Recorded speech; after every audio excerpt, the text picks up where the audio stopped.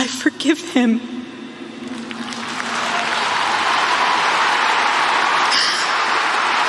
Hello, everyone. So I really didn't think that I would be here speaking about Erika Kirk, but I feel that it's very important we tackle this, especially as Christians, because what I'm seeing on the global climate, I'm seeing such a split of emotional warfare, so to speak.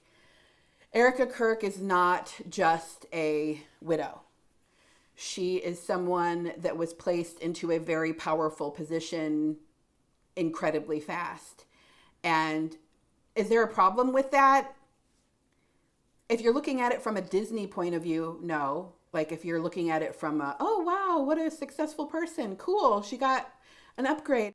But if you're looking at it from a perspective of understanding how this world works and underground corrupt agencies, 3-letter agencies that do operations, military units, corporate media, and the people that run the world and how they work, how the occult works behind the backdrop of everything, and how they control people and handle people in whatever way they want in order to push a certain narrative, then it's a very alarming situation that we are in. Erika Kirk has not been very transparent about who she is. There are just lies upon lies upon lies and very sketchy details into her background. Look it up. It's everywhere online if you haven't seen it already.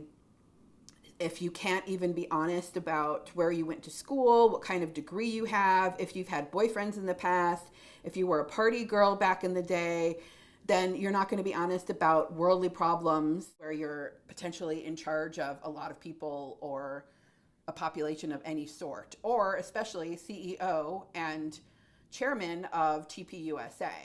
This is Mayday, Mayday. Like, hello.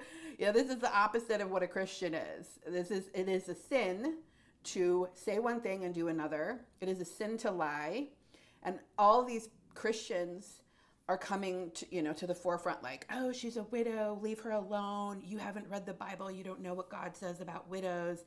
And it's such a hijack because if she was transparent and truthful and authentic about anything, everybody would be cheering her on and we would be like, yes, go Erika.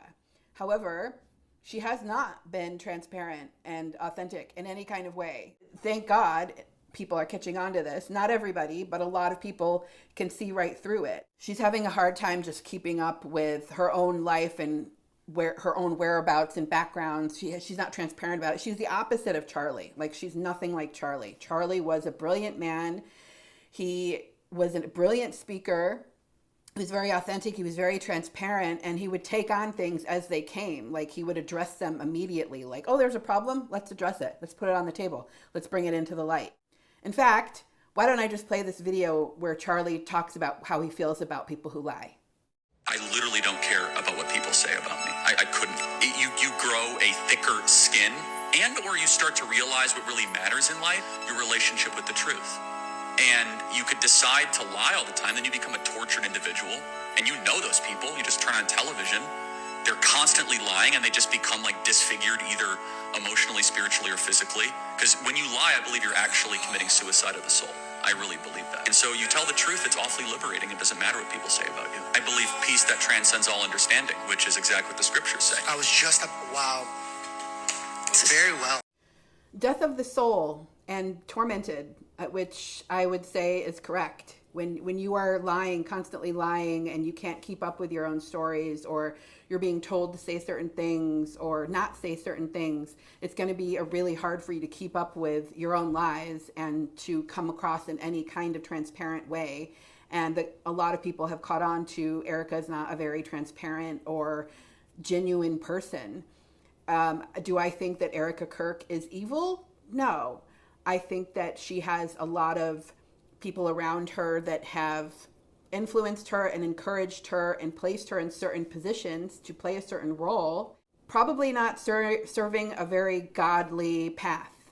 It's very important that we have discernment with people like this, because when they're saying one thing to the public and to the collective about how godly they are and how Christian they are, but then they do things like sue small podcasters and send cease and desist letters to anybody who's shining light and asking questions to the distortion that's coming up within TPUSA, and asking questions about Charlie's murder and trying to get to the bottom of it. And you've got something to hide, so what do? You try to intimidate and you sue. She's the complete opposite of who Charlie is. And for her to be taking a position in a company where she could have a lot of influence on the youth, this is not cool. And it makes about as much sense as Bill Gates working for Microsoft and having software packages and fixing viruses on computers and whatnot, and then all of a sudden becoming the World Health Organization's lead expert in vaccines and telling the world that we should all inject ourselves in order to save the planet. That's about how much sense it makes for Erika to be in the position that she's in right now, as well as being appointed to go on the board of directors for the Air Force Academy. Her background has zero qualifications to put her in that position, and it's just getting increasingly more alarming. Erika Kirk has just been appointed to the Air Force Academy board by President Donald Trump. I thought it was a joke at first until it was confirmed by multiple news outlets this morning. Now, what is this role? The Air Force Academy Board of Visitors is a group established to review and make recommendations regarding the morale, curriculum, and other important aspects of the United States Air Force Academy. It consists of members appointed by the president and congressional leaders, and it plays a key role in overseeing the Academy's operations and ensuring it meets its educational and military goals. Now, I know what you might be thinking. How in the world is this woman even possibly qualified for the job, other than by virtue, of course, of being Charlie Kirk's wife, now widow? Now, according to her LinkedIn, she claims to have a Doctor of Education and a Juris Master's degree from Liberty University, graduating summa cum laude. But the internet does what it does, and once again, as it often is with Erika, there seems to be something not right about this. Take a listen to Baron Coleman here. The way you would try to find if somebody had the degree they claim to have. First thing you do is go and see, is there a portal where we can look and see people who graduated at given years? Well, she said she graduated in the year 2022. Her name was either Franz Bay or Kirk, so we can look them up both ways here. This is all the people, no Franz Bays in 2022 in Liberty University. So we'll try Kirk. There are some Kirks, but there are no Erika Kirks. So then you start to think, well, maybe a different year? Well, trust me, we went all through all the years. Interesting. And also, this website just popped up out of nowhere. So it's important that we call this out as it's happening so we don't end up in the same position that we've been ending up for decades and decades and decades, with a very small group of people pushing certain narratives and rich people just getting paid gazillions of dollars and then acting as though they have any kind of relatability with just the common public. And they go on TV shows, on mainstream media, and play the whole Operation Mockingbird thing. This is what we want you to think about us. This is who we are. This is what we're doing. And then they turn around and do the exact opposite. To carry this mission forward, because God knows the country needs it, and the only way to heal and move forward, aside from having obviously the Lord involved, is for Club America and our college chapters all across the country. I find it interesting, Erika, when you talk about at the very beginning of your statement there, you were talking about this authentic movement. How is it that you go into young people and you convey to them the authenticity of what is happening in this country? What do you say to them? You can't explain authenticity. You either feel it or you don't. Charlie was very good about that. He never had to over-explain who he was. He was phenomenal on his daily show. He was just an amazing man. Everyone knew that. Everyone could see it. And thank gosh we have all of his videos that we can see for years to come. But the young students see authenticity and they can immediately sniff it out. They can also see if there's desperation in the room. So thank goodness that our movement has always carried forth the authentic pillars of what Charlie established this on. And we're going to honor that and continue it forward.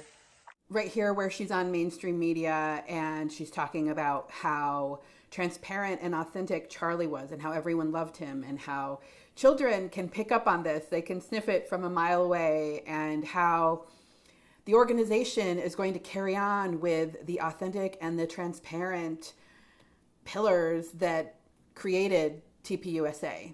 Here we are again, just telling you, this is like Operation Mockingbird.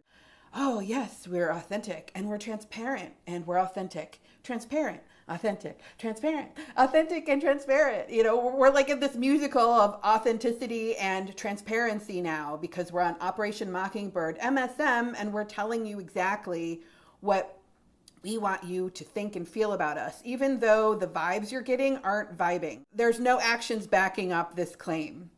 While I do think that Erika has been handled in several ways to be exactly where she is and placed appropriately for whatever role she's supposed to play, I don't think that she's exempt from her own actions and her own words. People who go on public platforms and blatantly lie when you can look at an archive of internet posts and internet everything and see someone's history, and then they come out on TV and lie about it, that's a problem. The only way that Erika at this point can save face is if she comes out and repents and says, okay, I'm very sorry. I was trying to be someone I'm not, and here's the truth. This is who I am. And just lays it all out. And just because God forgives, we all forgive, God will forgive her. But at this point, she's got so many lies piling on one on the other that she's headed for disaster, especially with her reputation with the general public, because 80% of the public has picked up on the shady vibes. I wonder, when you talk about, the trial of Tyler Robinson, and you have been very forthright saying, listen, I think we need cameras in court. And the reason you say we need cameras in court is not because you want this to be, you want this to be on the record. You want everything to be on the record. You want transparency, and you want to make sure there is nobody trying to twist this in any kind of outlying organization trying to twist this into something it's not. Is that a fair assessment of why you want this thing out there and transparent? Absolutely. I want there to be no hesitation in understanding of what happened to my husband that day. I want there to always be full transparency, because what I don't want to have happen is for there not to be, and then I am relying then on social media and other news outlets to explain the narrative rather than saying, hey, this is what happened. This is what here's all of the, it's just as hard, all of the facts on the table for you guys to see. And You guys can see on full display what happened to my husband. And there is no ifs, ands, or buts or confusion as to who did it and why. So this is where it gets tricky.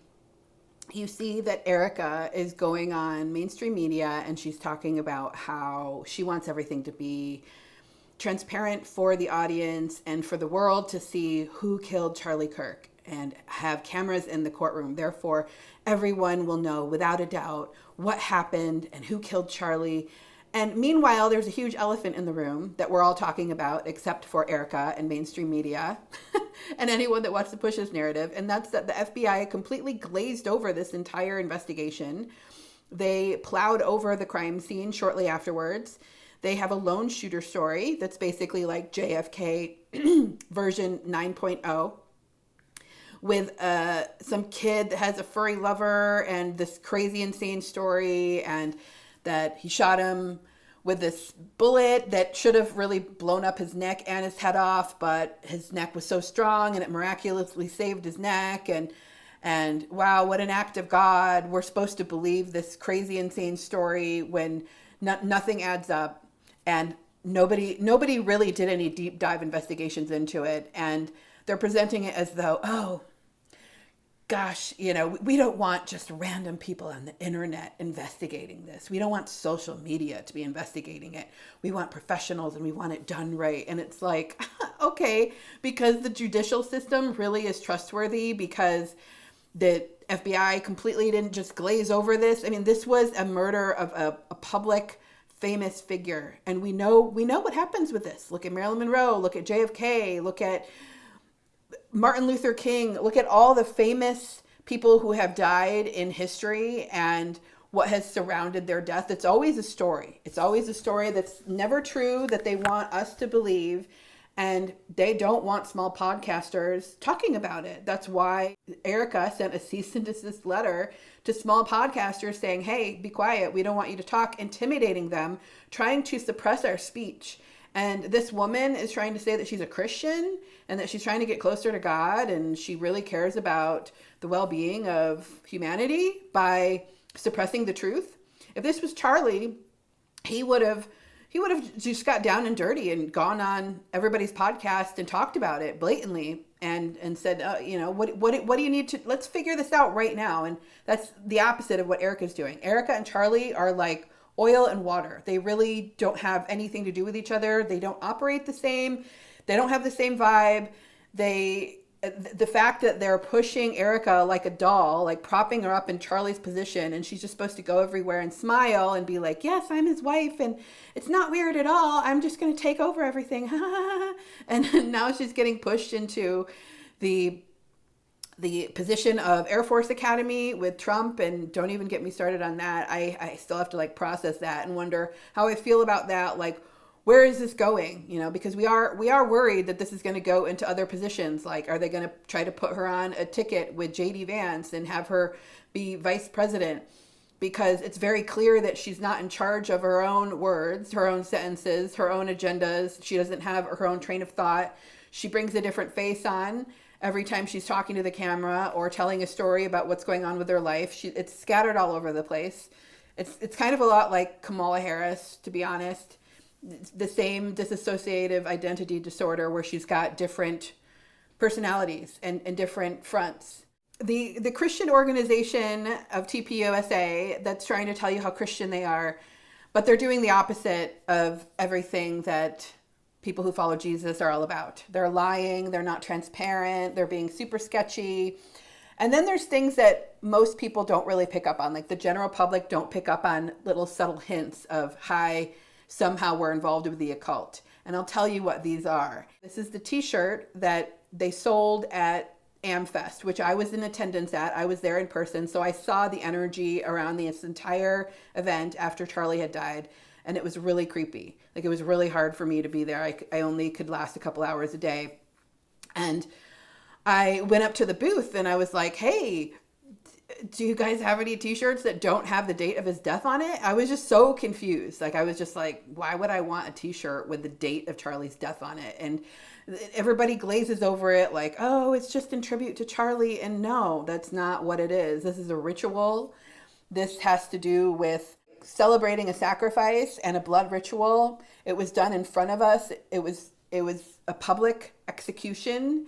And that's what the occult does. They like to flaunt what they do. They want to publicly traumatize everybody. As long as we're in a state of trauma and confusion and operating on emotions and put in a traumatic state of mind control, then we're following the herd and we're listening to the programs and we're listening to the stories. And that's why I'm telling you all this stuff, because there's like maybe 20% of people that haven't quite figured out that Erika is wolf in sheep's clothing. Not only did they have this t-shirt that they were selling with the date of his death on it, where they made tens of millions of dollars, but they also had a tent at the festival that was the mock-up tent of where he was murdered and assassinated. See from behind me, this is a recreation of the tent where Charlie Kirk lost his life at Utah University in September, and people are taking selfies with it.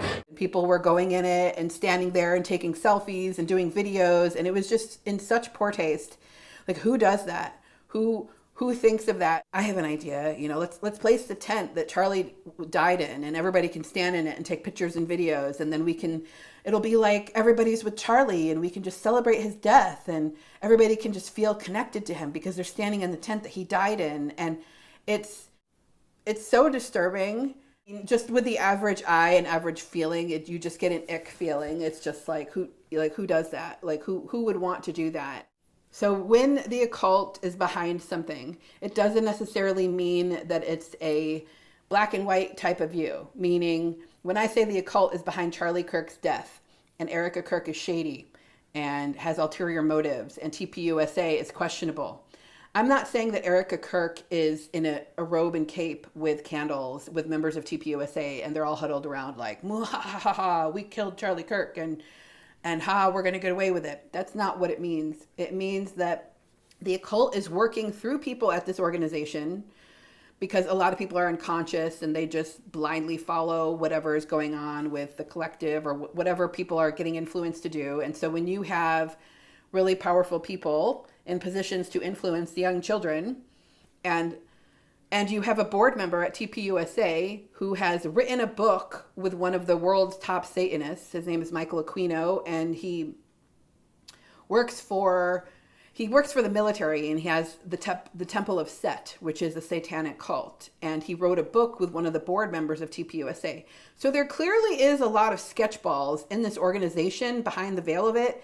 And it's no surprise that Charlie was taken out because he was a Christian and he had such an immense amount of impact and influence on children. And he was very transparent. He was just very relatable in so many different ways, even though he's very successful. He was so down to earth. Erika and what's going on with whatever is happening, however it's shifted, it's like far from that. Now they're not even being transparent with questions that they're asking the audience. Charlie didn't want to know. Charlie didn't care what questions were asked to him when he would go on his tours. And now they're having people submit questions because they need to know it ahead of time because they don't want to sound stupid when they're answering them. Everything's very produced and theatrical. I don't trust where it's going. And I don't trust either that she's being put in, like, all of a sudden, just because she's Charlie Kirk's wife, she's all of a sudden being pushed in all these places. It's very alarming. And when the occult is doing stuff like this, like public sacrifice and just glazing over the entire murder, and we're getting some stupid story that we're all going to have to watch this trial online that's just going to be a bunch of BS and nobody's going to believe any of it, and everything is crumbling because we're in different times now. People are waking up to this kind of thing, mind control, MK Ultra programs, that the government is corrupt, that there's all kinds of nefarious agendas going on underneath the veil of everything. This whole disclosure movement about Erika Kirk is not about mean girls attacking her. It's not about people being mean and people mistreating a widow. This is about us being lied to for decades and decades and centuries, even from a very small group of people. This is about us getting sick of being constantly gaslit and told that we can't think for ourselves and being told, like, force-fed all this slop narrative that is just complete crap.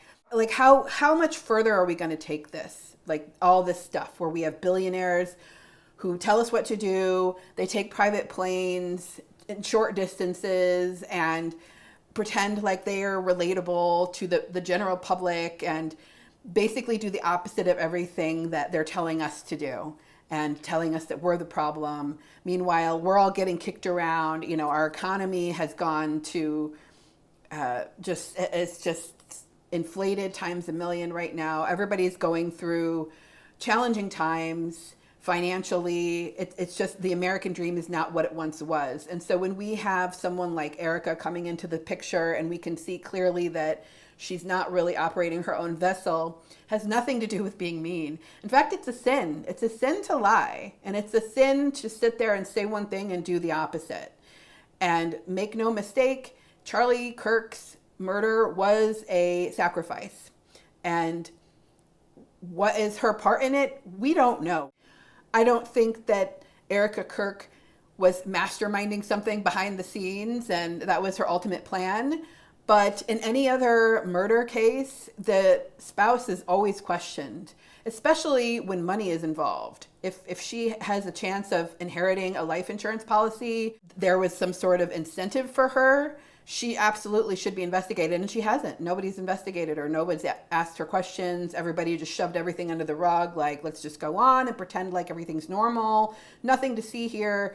You know, she had a huge, like, $10 million inheritance from his policy. She also got $5 million from Tucker Carlson's Give, Send, Go. And she's running around on speeches saying things like, oh, well, I'm the sole provider for my children now. And just giving these sad stories like, oh, feel sorry for me. She's playing up the whole thing. There's someone behind her telling her what to say and what to do to try to pull on the strings of the collective. And it's not working. I mean, it's working for like 20% of people, but women and Christians, listen to me when I say this. You have to start looking at this picture in a different way. Are you really a Christian? Are you really going to stand for the truth? Are you really going to get persecuted when everybody else is just chirping away Operation Mockingbird, like everything's fine, it was a lone shooter, there's nothing to see here, Erika Kirk is Charlie Kirk, why are you even asking any questions? She's a widow, leave her alone, she has good intentions, when it's so clear that there's something wrong with this picture and we're all trying to get to the bottom of it and bring it to the surface. So pray for Erika, pray for her family, pray for her children, pray for evil to be revealed in this, pray for Erika to be used by God and to wake up out of this mind control that she's under and this spell that she's under, that she's got some other people under too, and for God to be using her, because right now there's no God influence. God is not influencing her to lie. God is not influencing her to cover up things. God is not influencing her to be treating podcasters this way and trying to remove rights of free speech. Hello, wake up, guys. We are in 2026 and we're like looping on the same stuff from like centuries ago. I hope you enjoyed this video. God bless you, and keep shining light on the truth, because this is just a bunch of crap, like what we're getting faced with right now. It's a bunch of crap. It needs to be called out, and we're not going to go through this again. We're not going to allow a bunch of psychos that worship Baal take over the planet and have this new world order situation happen. They can try, but it's going to fail, because there's way more of us than there is of them. Love you guys.